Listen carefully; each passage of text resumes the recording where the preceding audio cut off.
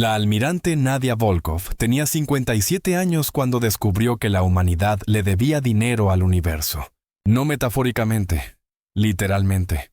Una deuda cuantificable, registrada en un sistema contable que había estado funcionando durante 4.000 millones de años. Y la factura acababa de llegar. Todo comenzó con un encuentro de rutina.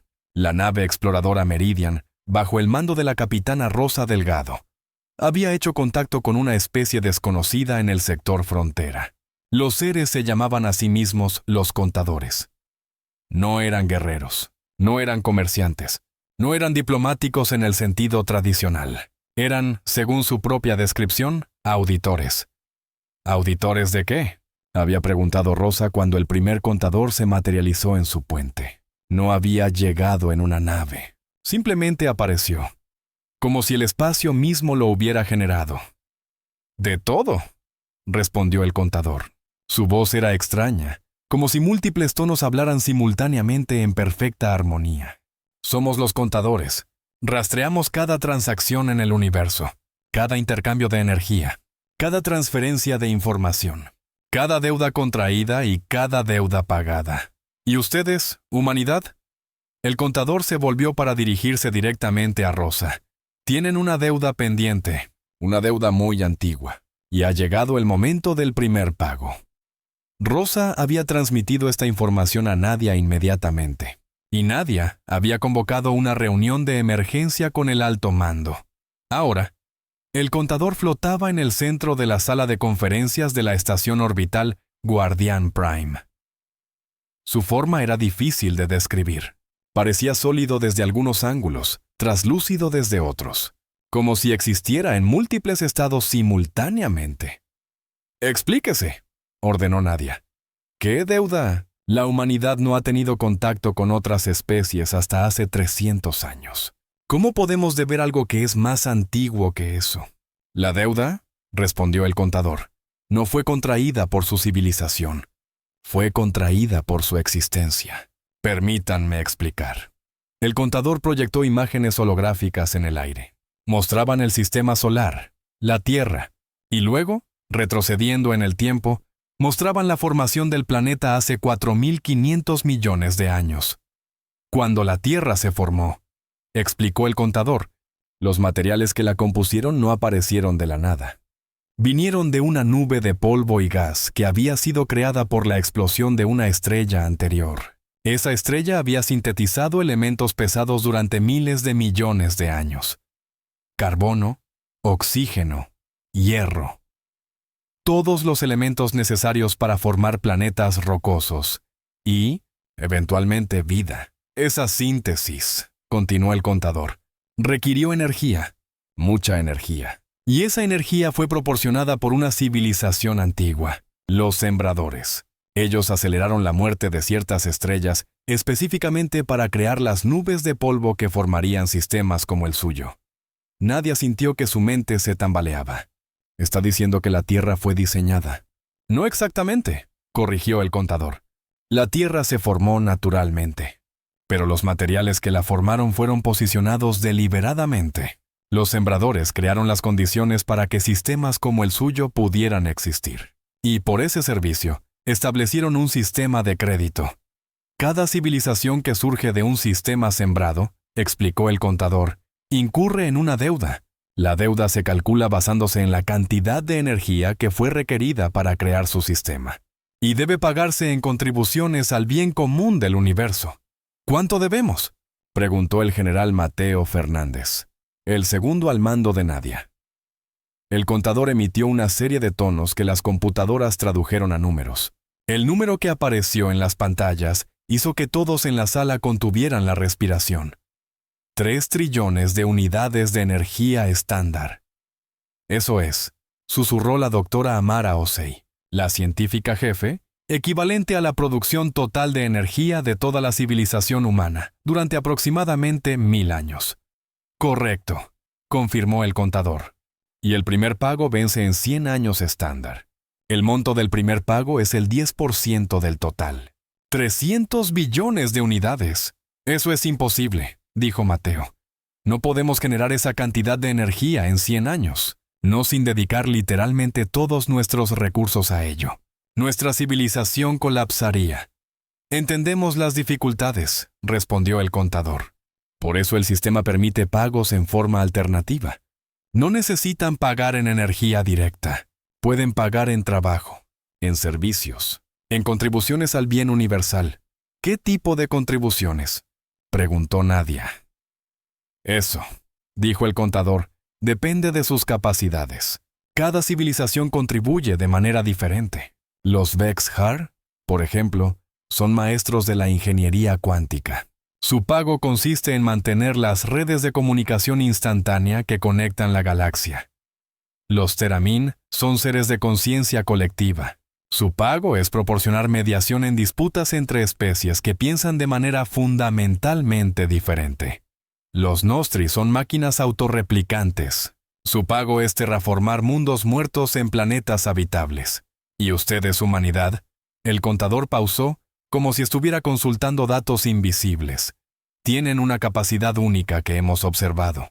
Una capacidad que ninguna otra especie en nuestros registros posee en el mismo grado. ¿Qué capacidad?, preguntó Nadia. La capacidad de adaptación radical, respondió el contador. En los 300 años desde que salieron de su mundo natal, han colonizado 240 sistemas diferentes. Mundos con gravedad diferente, atmósferas diferentes, condiciones radicalmente distintas, y se adaptaron a todos ellos. No solo con tecnología, continuó el contador, sino biológicamente. Vemos modificaciones genéticas en las colonias, cambios que permiten a los humanos vivir cómodamente en ambientes que matarían a sus ancestros. Y todo esto en solo 300 generaciones. Otras especies, el contador hizo un gesto, son más conservadoras. Una vez que encuentran un tipo de mundo que les funciona, solo colonizan mundos similares. Pero ustedes van a cualquier parte.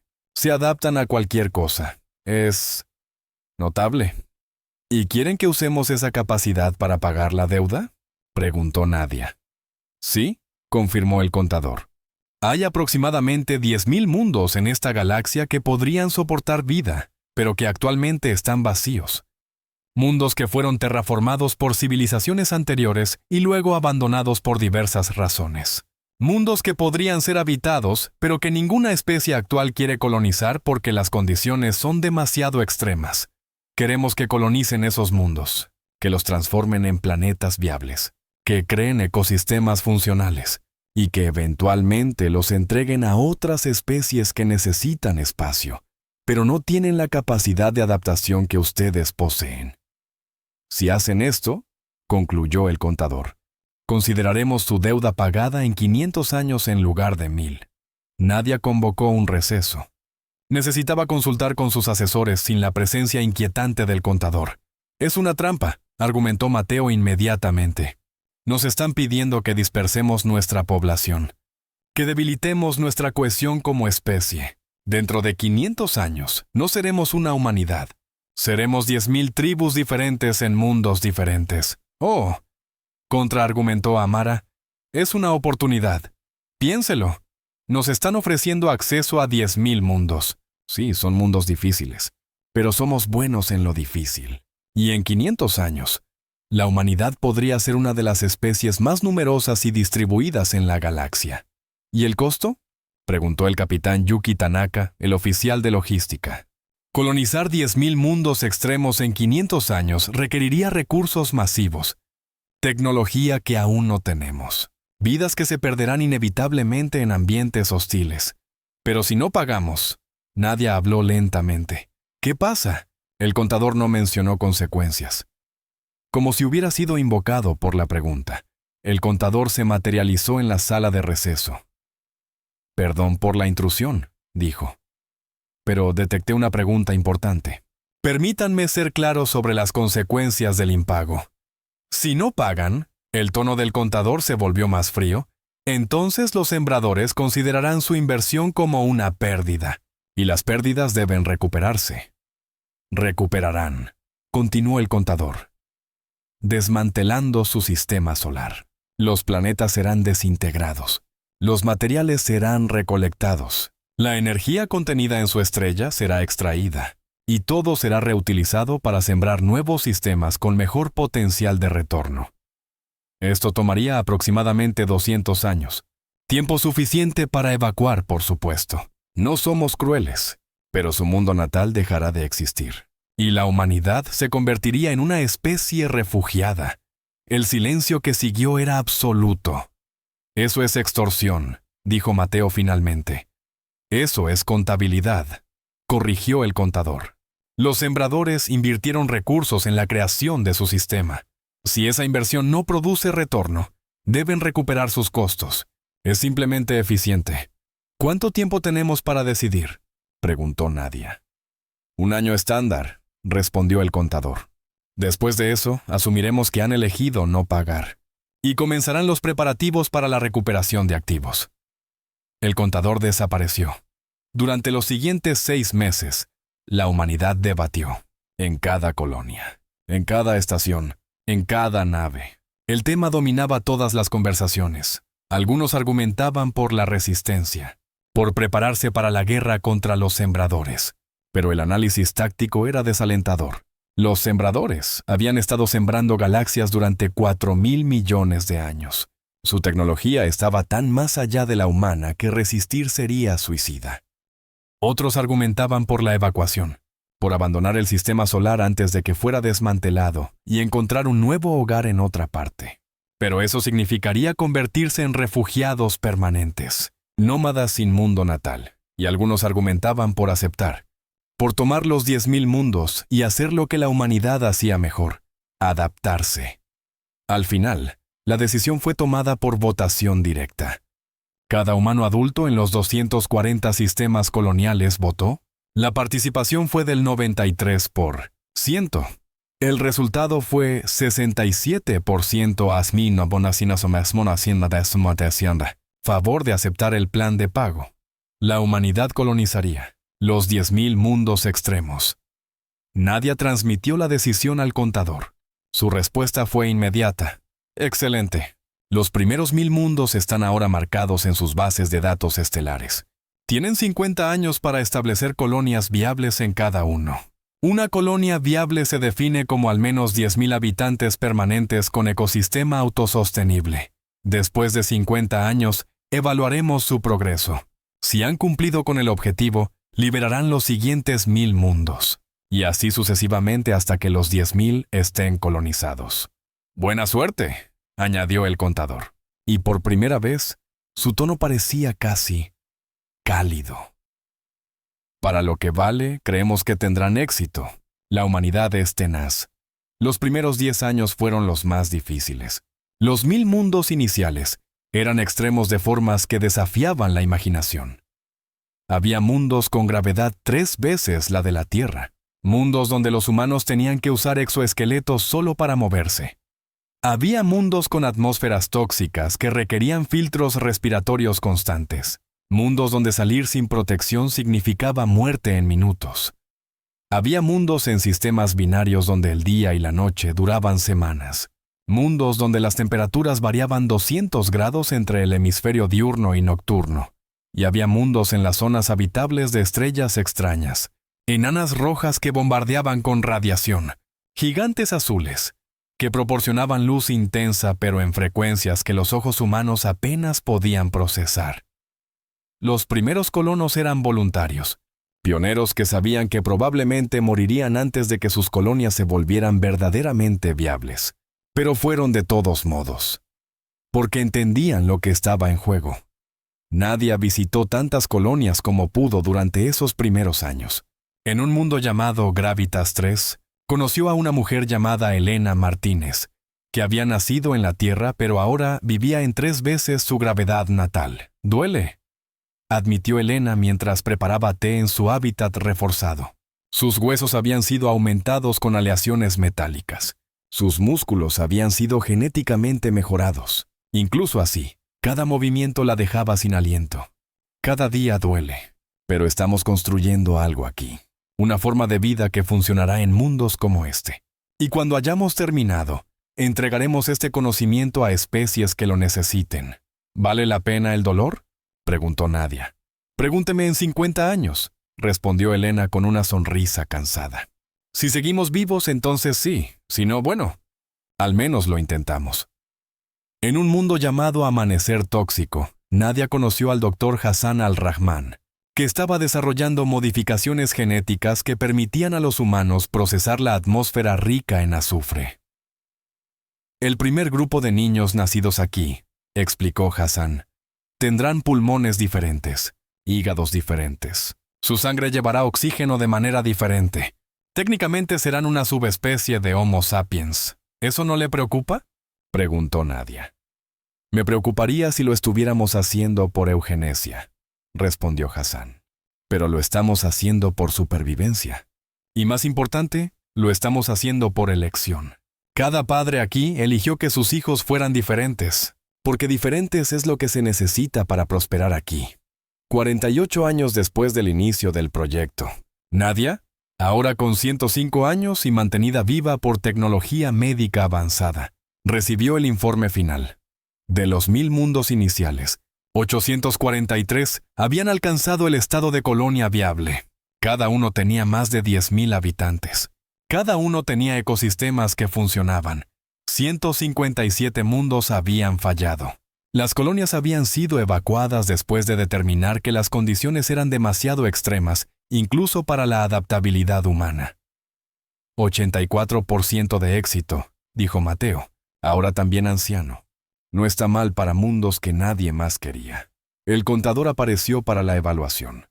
Inspeccionó los datos y luego hizo algo inesperado. Emitió tonos que sonaban casi como risa. Impresionante, dijo. Especialmente considerando que no esperábamos más del 60% de éxito en la primera ronda. Han superado nuestras proyecciones. Los siguientes 1000 mundos están ahora disponibles. Y basándonos en su desempeño, estamos ajustando el plan. Si mantienen este ritmo, podrán completar el pago en 400 años en lugar de 500. ¡Ay!, añadió el contador. Un bono adicional.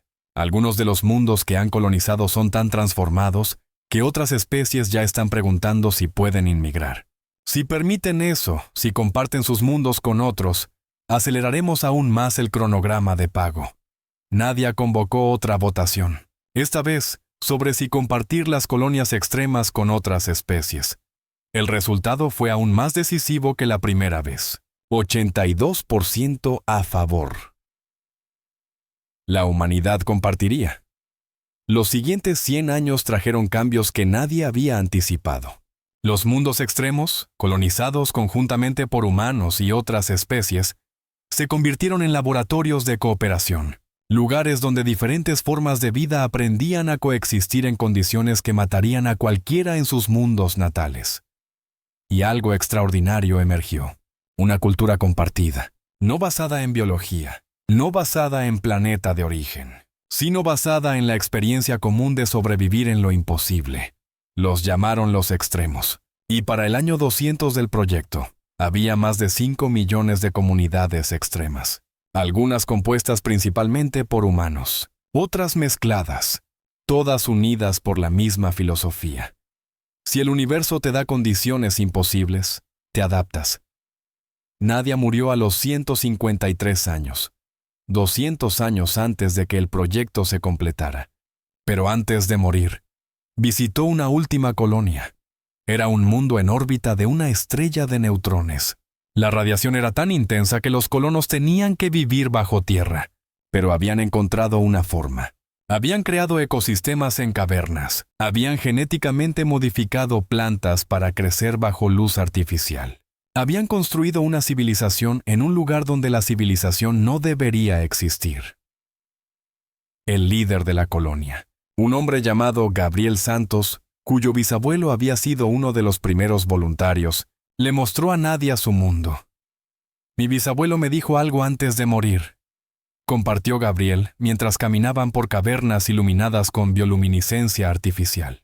Me dijo que la deuda no era lo importante. Lo importante era lo que nos obligó a convertirnos. Nos obligó a ser mejores, continuó Gabriel. Más cooperativos, más innovadores, más dispuestos a cambiar. Y eso vale más que cualquier cantidad de energía. Nadia sonrió. Tu bisabuelo era sabio, Aprendió de usted, respondió Gabriel. Usted visitó su colonia hace 90 años. Le dijo algo que nunca olvidó. ¿Qué le dije? Preguntó Nadia, su memoria anciana fallándole. Le dijo. Gabriel sonrió. Que la deuda más importante no es la que debemos a los sembradores, es la que nos debemos entre nosotros. La deuda de hacer el universo habitable para aquellos que vendrán después. Nadia sintió lágrimas en sus ojos. No recordaba haber dicho eso, pero sonaba como algo que diría, 400 años después del primer contacto con el contador. La humanidad y sus socios extremos completaron la colonización de los 10.000 mundos. No fue fácil. Aproximadamente 200.000 humanos habían muerto en el proceso. Millones más habían sido transformados tan radicalmente que sus propios ancestros no los reconocerían como la misma especie. Pero lo lograron. El contador apareció para la evaluación final. Inspeccionó cada mundo, verificó cada colonia, ejecutó los cálculos. La deuda, anunció, está pagada. Hubo celebraciones a través de toda la red humana, pero el contador no había terminado. Sin embargo, continuó. Hay un asunto adicional. Durante los 400 años del proyecto, observamos algo inesperado. Las comunidades extremas no solo colonizaron mundos, las transformaron. Crearon ecosistemas que nunca habían existido antes. Desarrollaron tecnologías de adaptación que benefician a todas las especies. Y lo hicieron. El contador pausó. Con un espíritu de cooperación que raramente vemos, no solo entre humanos, entre todas las especies involucradas. Los sembradores, el contador emitió tonos complejos. Están impresionados, tanto que están haciendo una oferta que nunca han hecho antes. Quieren contratarlos. El silencio que siguió era de shock puro. ¿Contratarnos?, repitió la ahora presidenta de la Federación Humana, Maya Rodríguez, descendiente de Nadia Volkov por 3 generaciones. ¿Para hacer qué? Para hacer lo que ya hacen, respondió el contador. Pero a escala galáctica. Los sembradores siembran nuevos sistemas constantemente. Pero llevarlos de mundos vacíos a mundos habitables toma miles de millones de años naturalmente. O cientos de millones de años con ayuda. Ustedes han demostrado que pueden hacerlo en décadas. Quieren que la humanidad y sus socios extremos se conviertan en los terraformadores oficiales, explicó el contador. Que vayan a sistemas recién sembrados y los conviertan en mundos viables. No para ustedes mismos necesariamente, sino para otras especies que vendrán después.